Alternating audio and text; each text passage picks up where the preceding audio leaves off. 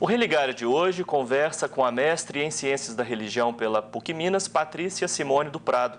Nós estamos falando sobre o fundamentalismo no Islã, mas agora aqui no intervalo a gente estava até corrigindo essa maneira de tratar a questão, porque não estamos falando sobre o fundamentalismo no Islã, nós estamos conversando, não é, Patrícia, sobre como que o fundamentalismo é atribuído ao seguidor.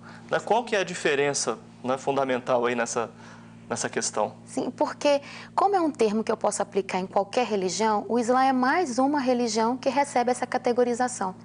Então, o interessante é entender por que ele é aplicado ao Islã, uma vez que é um termo que não nasce nessa religião, mas de alguma forma a religião demonstra que pode ser aplicado. Então, você disse de não haver outro termo, aplicaram esse termo ao Islã. Sim. E o fundamentalismo, quando ele é aplicado ao Islã, é uma tentativa de compreender. E aí nós não podemos também nos afastar de ações como terroristas. É impossível a gente não afastar, uma vez que já se percebeu que fundamentalismo virou sinônimo de terrorismo. Então, eu tenho que trazer novamente. Então, quando se aplica esse termo a um grupo, eu percebo que é uma tentativa de compreender o que determinados atores sociais fazem em nome de uma religião. E aí eu nomeio, alguns vão nomear como fundamentalismo, o que essas ações são, outros vão nomear como radicalismo, terrorismo. Inclusive, na nossa dissertação, nós fazemos essa distinção. O que é um radicalismo, o que é o terrorismo, e o que é fundamentalismo e o que é resistência, que também é algo muito caro. E percebemos que essas nomeações, elas são de fundo ideológico. Tanto o que nomeia quanto o que é nomeado, ao receber, trabalha ideologicamente esses termos. Agora, mais de uma vez, você citou aquele que nomeia.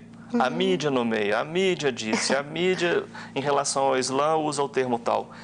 É a mídia assim, o grande problema na nomeação do Islã como fundamentalismo? A mídia faz parte da sociedade. Então, ela se alimenta do que acontece na sociedade. Eu acredito que é um conjunto social. Só que a mídia, ela vai fazer essa transmissão do que a sociedade está produzindo, do que a sociedade está dizendo.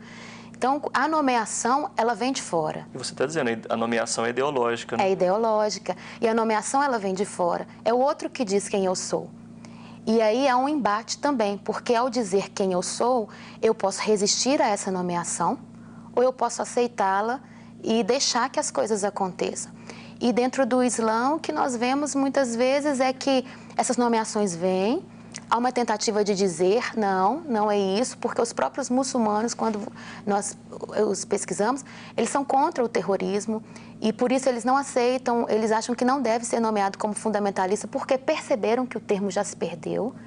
Então, eles também fazem esse tipo de contradiscurso dentro da própria religião. Porque eu posso dizer que eu sou cristã e fazer um ato que não é aceitável dentro da religião. Mas quando esse ato ele vai midiaticamente para as pessoas, eles não vão dizer a cristã explodiu uma torre. Mas quando uma torre ela sofre esse ataque, eles vão dizer o muçulmano fez esse ataque. Então a gente percebe que alguns tipos de nomeação, sim, eles são ideológicos e eles fazem questão de trazer a questão religiosa. Sim. Eu deixei aquela questão no final do primeiro bloco, né? Você fez uma pesquisa em grupos xiitas, mas assim, o que é falar isso, né? Xiita, sunita, que são esses grupos no interno do Islã? É interessante porque isso também quebra uma imagem que nós temos de que o Islã é um bloco monolítico. O próprio Islã tem dentro de sua constituição fragmentos, vertentes, formas interpretativas. Os sunitas e os xiitas são os dois maiores grupos dentro do Islã, mas existem outros grupos e as suas diferenças estão nas formas interpretativas e também na forma da sua constituição. Na questão dos sunitas e xiitas, ela ocorre a partir da morte do profeta, quando precisa se nomear um líder. Então, um grupo entendia que que a nomeação deveria ser democraticamente, que se fizesse as eleições entre aqueles que seguiam o profeta. Outros acreditavam que seria algo hereditário, então que o próximo seria o genro do profeta. E é a partir desse momento que surge a divisão. O grupo menor, que são os xiitas, acreditam que a liderança ela é hereditária. E o grupo maior, que ela deveria ser feita entre aqueles que seguiam o profeta eletivamente. Entendo. Nessa essa questão do fundamentalismo e de como que isso é aplicado ao Islã, como é que eles tratam, você que esteve próximo desses grupos xiitas aqui no Brasil, como é que eles se autonomeiam, já que falando da nomeação externa, como que eles se autonomeiam e como que eles se autoavaliam em relação à existência, não é, do radicalismo entre alguns de seus membros? Como é que eles lidam com essa questão? Se você perguntar para um xiita, então vou falar das pessoas que eu pesquisei. Você se considera fundamentalista? Sim. E considero fundamentalista se o termo for aplicado como aquele que está baseado em seus fundamentos. Mas se esse termo estiver vinculado com o terrorismo e com o radicalismo, nós não nos identificamos. E nós não queremos ser nomeados desta forma. Então, aí já delimitou Sim. a nomeação. Esse grupo, particularmente, porque como eu os entrevistei, eu posso falar sobre este grupo. Sim. Eles acreditam que o texto deve ser interpretado, que o texto deve ser analisado, e acreditam que o texto é sagrado. Então, você vê que existe a questão do fundamento, do texto ser sagrado, não tem inerrância, mas ao mesmo tempo há um diálogo com a modernidade no sentido de vamos interpretar. E quando surgem esses grupos que de alguma forma tentam trazer um literalismo e ser aplicado nas suas ações, eles interpretam que este grupo não faz parte do Islã verdadeiro. Porque a palavra Islã, ela vem de uma raiz que significa paz. Então, toda a construção da religião, ela está envolvida nesse sentido de paz.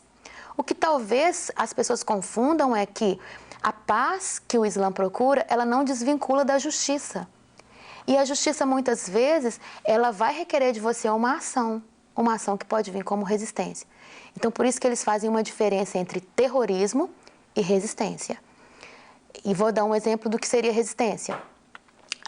Grupos na Palestina, por exemplo, que sofrem invasões territoriais e ao serem invadidos, eles resistem e, em último caso, porque aí a religião também dá essa legitimidade, em último caso, se necessário, uma reação armada, é uma resistência, porque você está invadindo o meu território, está invadindo os meus direitos, então eu tenho o direito a resistir a você. Mas a partir do momento que eu invado a sua terra e sem uma causa justa,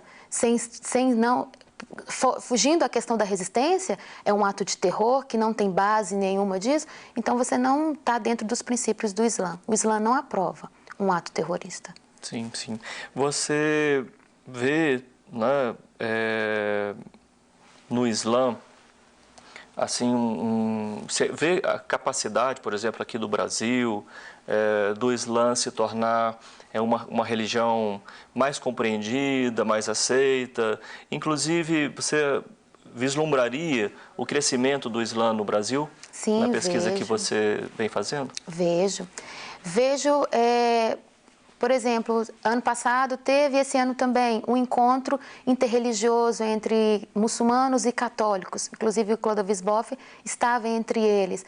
E eles procuraram algo em comum, que no caso era Maria. Eles têm essa busca desse diálogo interreligioso. Há um interesse deles e eu acredito que essa é uma das formas de trazer a nossa realidade, que é o Islã, porque é uma religião que pouco se fala, no sentido de explicar, mas muito se nomeia, muito se estigmatiza. Então, a gente procura pouco compreender, e é uma religião riquíssima e que tem muito em comum com as outras religiões monoteístas. Ela é uma religião monoteísta, ela nasce desse berço, então ela tem muita coisa em comum, e eu acredito que ela tende a crescer, sim, e o diálogo está aberto, eles Sim. estão abertos a esse diálogo. Sim.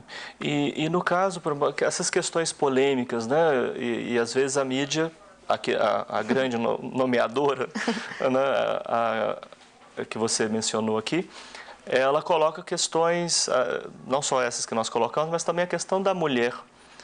Você viu assim, essa nomeação, essa é a insistência do papel da mulher com um papel secundário, inferior. Você viu isso nas comunidades que você visitou, conheceu, estudou, inclusive como mulher, né?